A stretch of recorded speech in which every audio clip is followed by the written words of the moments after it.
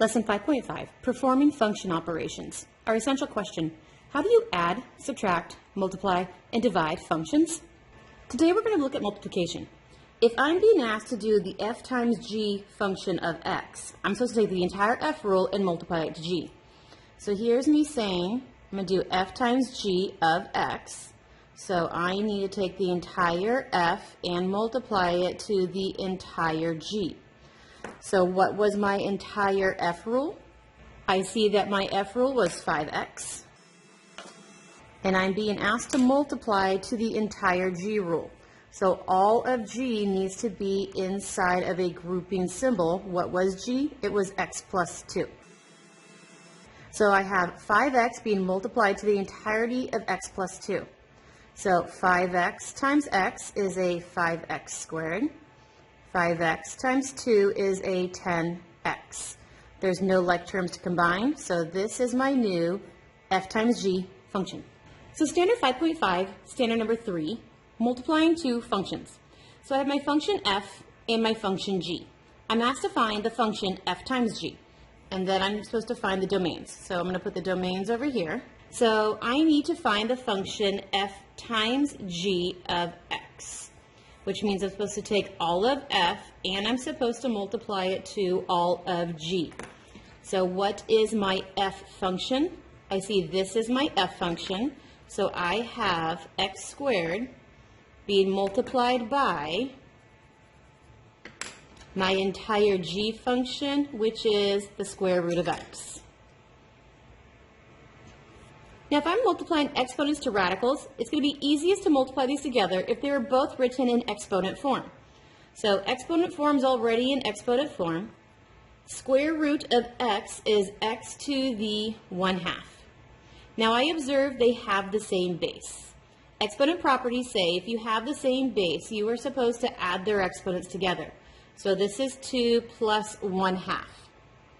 So I have x to the power of 2 plus 1/2 as an improper fraction is 5/2.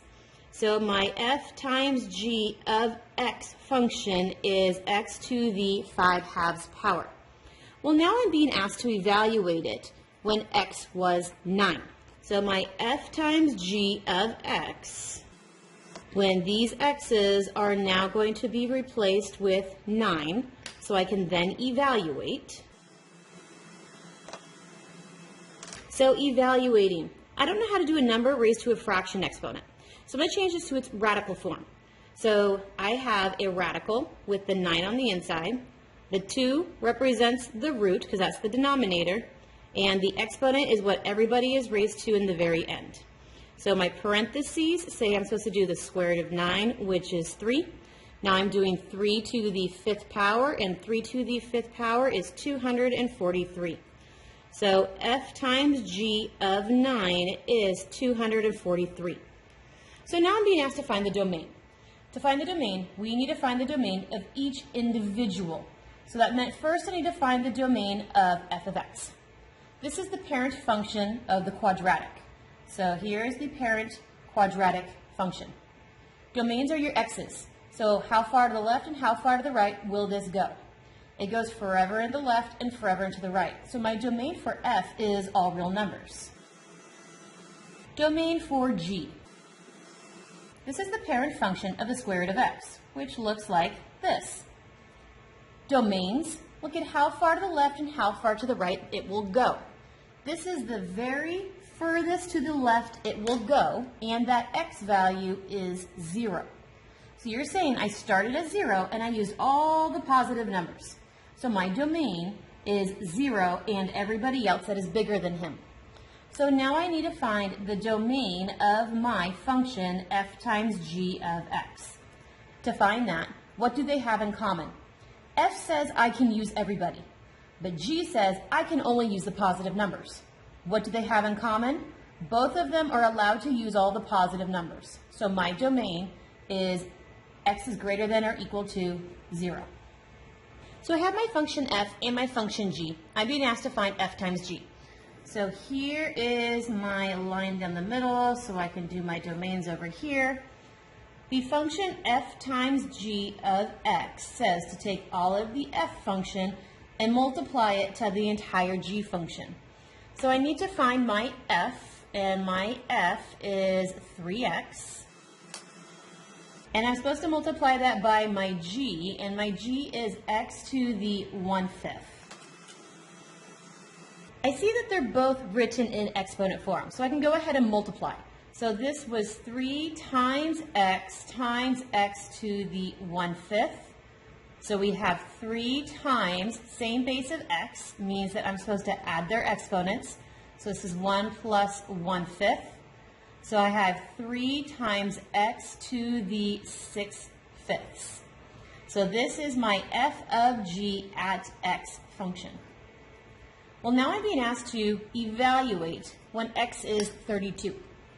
So my f of g at x evaluated when these x's are 32. So evaluating, I have 3 times, this is the 5th root of 32, all raised to the 6th power. The 5th root of 32 is 2.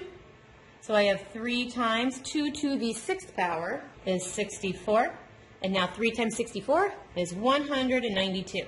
So the f times g at 32 rule is 192. Well, now let's go ahead and look at our domains. So first, I need to find the domain of my f of x. This has an exponent of a 1, which means this is a linear function with a slope of 3. So it kind of goes up like this. Domains, look to see how far to the left and how far to the right. This is forever left and forever right, which means my domain is going to be all real numbers. Now I need to look at the domain of my g of x. This is x to the 1/5. E is the parent function for x to the 1/5, and this looks something similar to this. Forever to the left and forever to the right. So that means that his domain is also all real numbers. And then when we are looking at the domain for our new function f times g of x, f says to use everybody, g says to use everybody. F times g is only going to use what they had in common. Everybody and everybody says everybody is in common. So your domain is going to be all real numbers. Our last problem. You have an f and g rule. You were asked to do f times g and then find the domains and evaluate. So my domains are going to come over here. I am being asked to find my f times g, which means I'm supposed to take all of f and I'm supposed to multiply it to all of g. So what is my f rule? My f is the negative x to the 3rd. What is my g rule? My g is 2 times the 3rd root of x. So my f, that was my f, this is my f, my g, my g, my g. So everyone's just getting multiplied together. We're just a bunch of multiplied together monomials. So I have a negative 1 times x to the 3rd times 2 times the 3rd root of x. So I have negative 1 times 2, which gives me a negative 2. This is an x to the 3rd, and this is x to the 1/3. We're converting his radical into an exponent, so I can see that these are actually the same bases. When they're multiplied same bases, you're supposed to add their exponents together. So this is negative 2 times x to the 3 times 1/3 is 10/3. So I have my f times g of x rule being a negative 2x to the 10/3. Well, now we're supposed to evaluate this when x is a negative 64. So my f times g at x, when my x is going to be a negative 64, all of these x's were replaced with a negative 64 because that's what we're being asked to evaluate at. So evaluating. This is negative 2 times, that is supposed to be the 3rd root of negative 64, all raised to the 10th power. So I have negative 2 times the 3rd root of negative 64 is negative 4. So this is negative 2 times negative 4 to the 10th power is 1048576 Multiplying that by negative 2, I get negative 2097152. And this is our very big answer of f times g to the negative 64. So now let's look at our domains. So first I need to find the domain of my f of x. My f of x is a x to the third power, which is supposed to look like this as the parent function, but this is not the parent function. It's a reflection. So that means we're supposed to look like this. So this dotted line is our f. He's still forever to the left and forever to the right. So he is still going to be all real numbers. Now let's go ahead and look at the domain of my g of x. G of x is x to the 1/3. The parent function of x to the 1/3 ends up looking something like this. This is a vertical stretch, which means this is just going to get vertically stretched twice as high. There's no move left or right, there's no move up or down. So it's still forever left and forever right, which means our domain is still all real numbers. So now I'm going to go ahead and look at the domain for f times g of x, which is, what do these guys have in common? He says use everybody, he says use everybody, so they both say use everybody. So our domain is still going to be all real numbers. There are 3 problems left. Please do these 3 problems for independent practice.